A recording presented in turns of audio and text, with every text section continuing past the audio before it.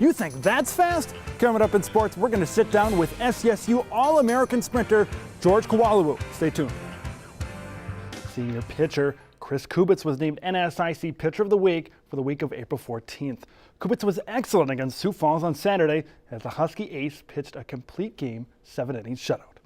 Albany Huskies will take on a St. Cloud Cathedral team who no-hit Little Falls on Thursday. It should be a great area matchup that's actually going on right now.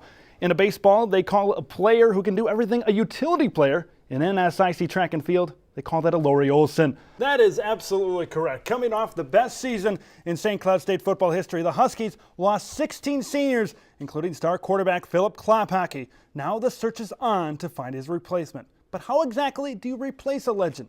Alex Curtis has the story.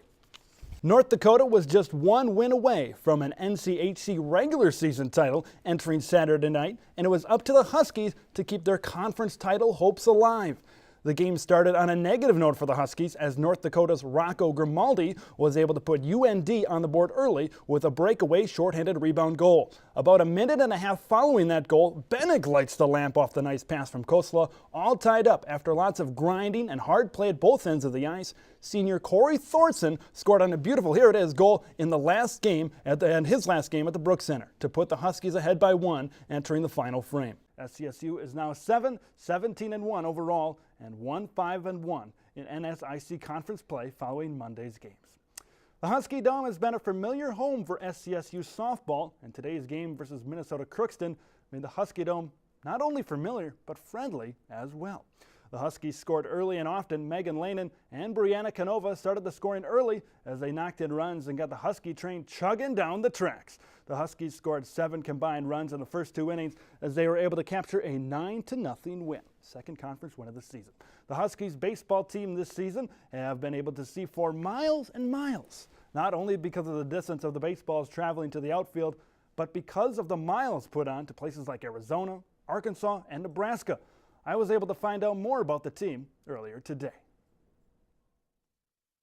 This season, St. Cloud State baseball has been like the age-old Johnny Cash song, I've been everywhere. They've been to Tucson, they've been to Omaha, they've been to Arkansas. They've been all over the United States just to play a baseball game. And head coach Pat Dolan says it's really not that bad. Well, we're not the only team in the Midwest that has to go through this, and we just kind of go with the flow.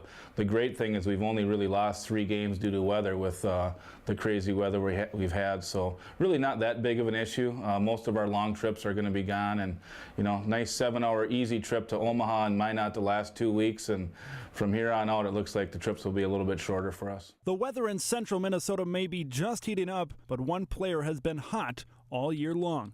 And that would be the man they call Eric Locksterkamp. He's been the leadoff hitter for St. Cloud State baseball this season, and he propels the Husky offense. Locksterkamp's as good as a player that I've ever coached, and he's finally healthy, but he's taken away so many hits in center field, and he's got pop as a leadoff batter. He can hit some doubles, and Gappers had his first home run this past weekend, but more importantly, he sets the table and he works a lot of pitches, sees a lot of pitches and works some good at-bats and gets on base, and that's what you want out of a leadoff hitter. We use the word hot to describe Eric Locksterkamp, but Pat Dolan uses the word dominant to describe pitcher Kyle Fisher. He's been just dominant the entire year, and you hate to say you expect that out of an All-American pitcher, but in a sense you do. I mean, he's dominated at the Northwoods League, he's dominated at our level, and when we give him the ball, we know that we have a very good chance at winning the ball game. With names like Locksterkamp and Fisher propelling the St. Cloud State baseball team, they do have the pieces in place to make a big postseason run. But Coach Dolan says they still do have a couple of things they do need to work on. The one thing we do got to work on a little bit is the 3 losses that we've had in conference are all games that we had a good opportunity to win. We had pitching set up against other teams, and we seem like sometimes we'll score 12, 13 runs in a game, and sometimes we'll score 1 or 2. We got to get that happy medium where we're getting 6, 7 runs a game, and our infield defense was a concern of ours about 3 or 4 weeks ago, but we've really improved there, and we've got great defense in the outfield in our catching situation. So just kind of try to win a series, sweep a team. It's not easy to do, but continuing to win and winning series 3-4 will definitely get us where we need to be. Reporting for UTVS Sports, I'm Ted Leroux.